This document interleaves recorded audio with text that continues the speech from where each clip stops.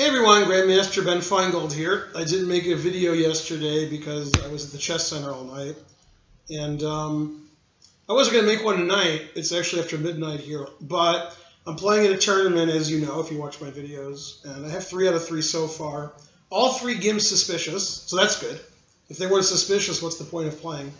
And my opponents aren't the highest rated who ever lived. Maybe they're the second highest rated. They are a lot better than Carlsen, but that's not really saying much.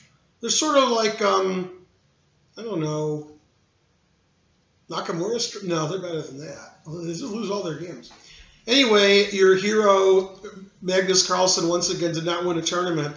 I wonder how long it'll be before the people who are in love with Carlsen decide that not winning a tournament in 2, 3, 4, 5 years isn't good enough. But I guess if you love Carlsen, he can come in last place every tournament. He's the best in the world.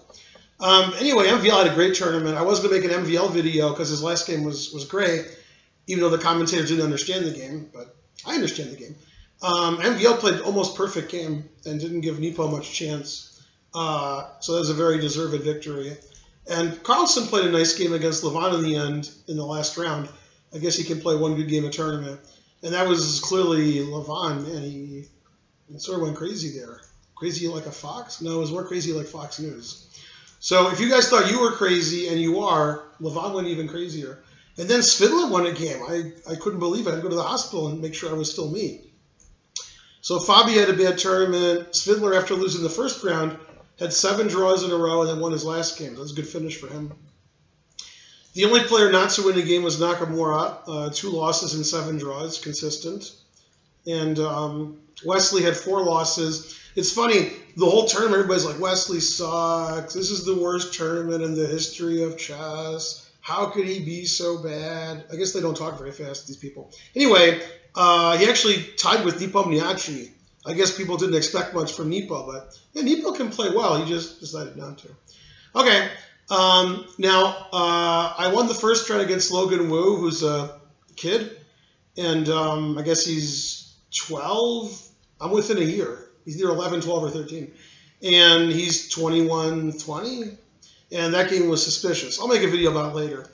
Round 2 was more suspicious. I played... I'll tell you who I played. Well, I got it over here. Let's see. Rufus, Doofus, and the triplets. I played... What does that say? I played Rufus. Last name Sharp. First name I'm not too sharp. Well, that's a good video so far.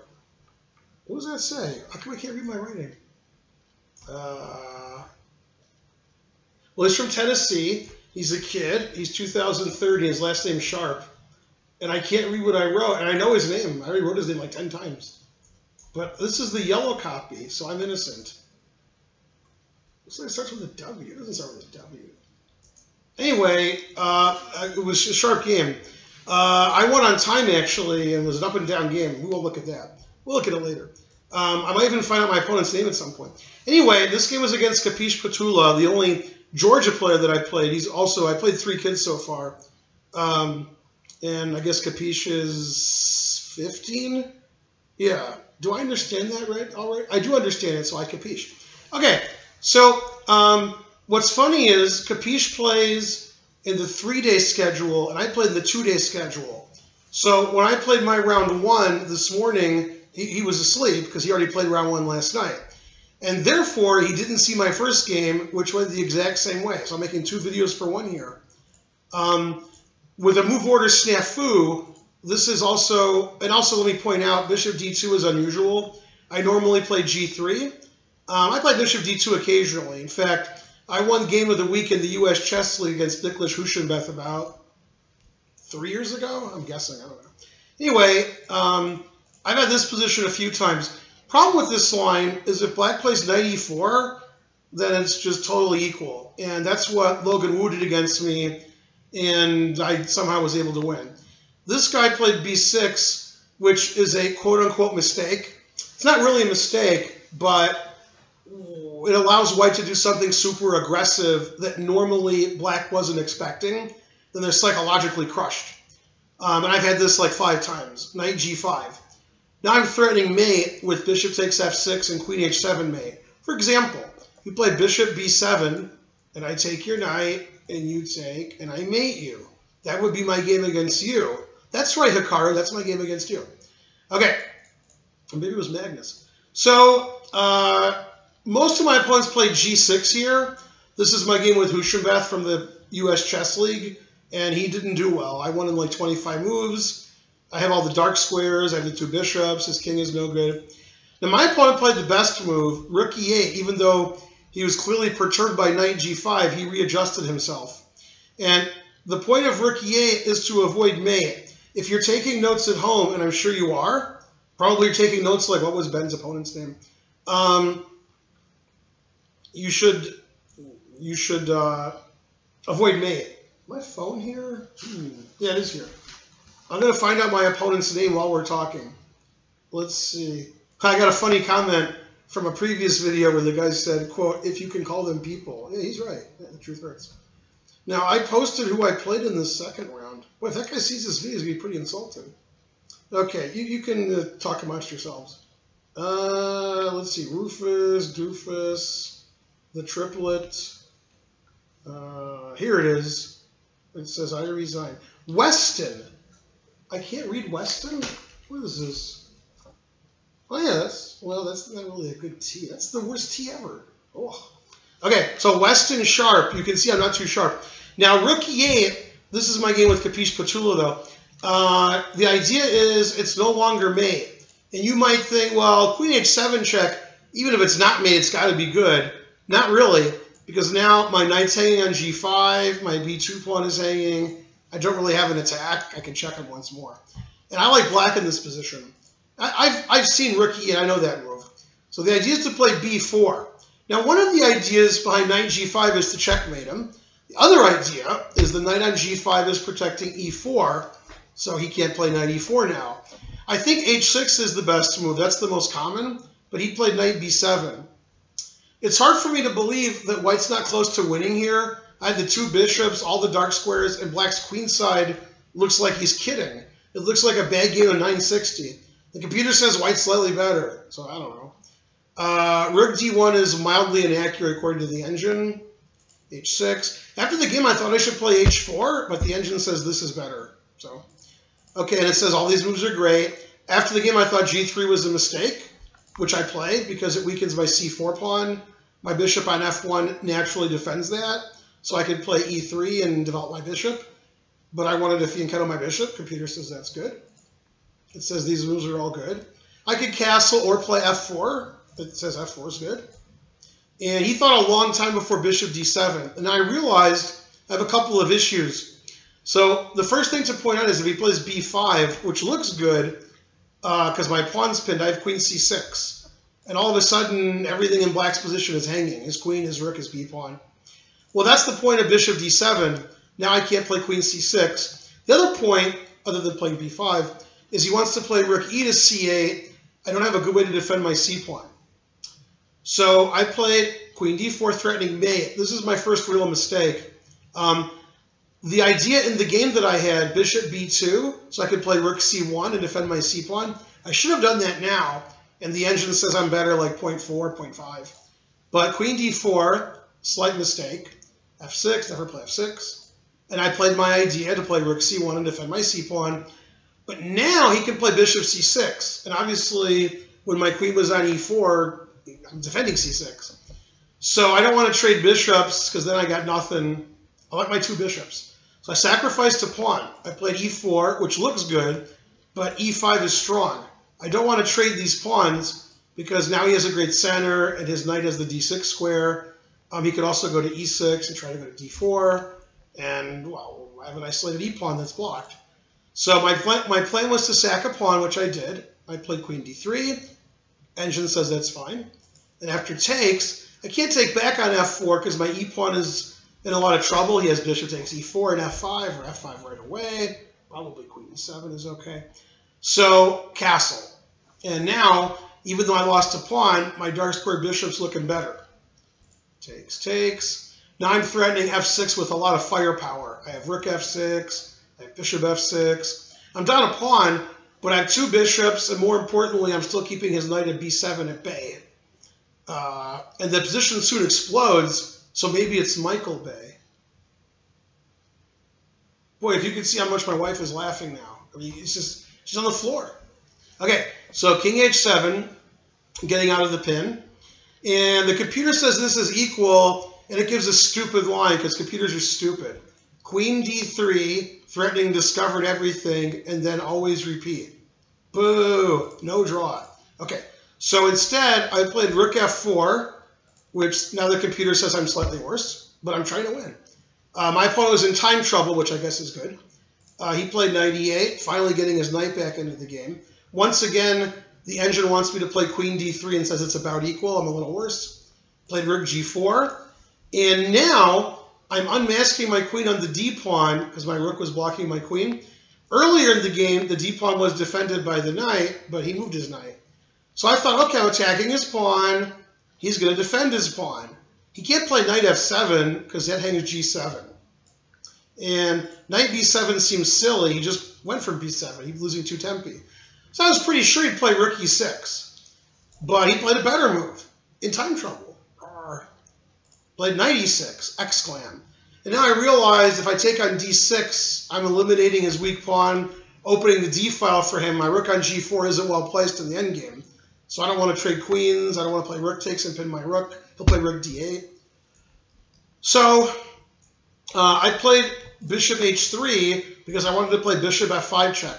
When you're a grandmaster at home, like you'll ever be a grandmaster, you can jump over your rook. That's one of the benefits of being a grandmaster.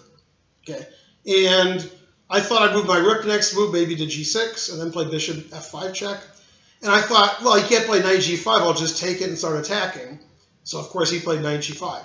The engine says the only move that gives black an advantage is queen b7, attacking my e4 pawn and undefending his d6 pawn. That's a hard move to play. I think rook e7 is also okay. But, okay, he played knight g5, so I took it. And the computer says this is a draw. I'm shocked. I thought I was winning. But I guess computers defend better than humans who have 30 seconds left. So he could take either way and draw. He played hg. I checked. And the idea is, for white, when I play queen h3 so I can checkmate him, I'm also indirectly defending my e-pawn. If he takes my e-pawn, I play queen h7 check, and I take whatever's on e4. Now here, black has one move that draws. And I thought I was just winning. I'm like, man, I'm attacking with everything. This is great. But he should play the move queen e7. That defends his d-pawn, and his queen is on the e-file, defending f6. And I can't break through. It says I should just keep checking him forever, okay, which I definitely wouldn't have done. I probably would have lost. Okay, he played queen f7, which loses. And the reason it loses is very simple. He's trying to defend his king. You know, if I keep checking him, he can block with his queen, or he can move his king e7. But he's just hanging his d-pawn. Now, his bishop's attacked, and I analyzed like 3 or 4 variations, and they all won for me. For example, if rook d8, sacking his bishop so he can start checking me, I can take and play bishop e6, winning his queen. And I also analyzed, well, I wasn't sure the bishop would go because I have bishop e6 in the worst case. Although I'll probably sack everything and mate him. I have rook d7. So he played one of the moves I looked at, queen takes c4. It gets his queen active, it wins a pawn, it defends his bishop. And now I have forced mate, which luckily I saw because I had a lot of time on my clock and my opponent had like 30 seconds. I think I had 25 minutes to get to move 40. This is move 30 or so. So, all right, put your calculating shoes on. I got my shoes on. Well, it's sort of off. And try to figure out the forced win for white. There's more than one way to win, but there's actually forced mate. Forced mate's better than not forced mate. If you're taking notes, write that down. Okay, I'll wait. Watching my wife play chess. She's up a rook, obviously in advanced French. Right?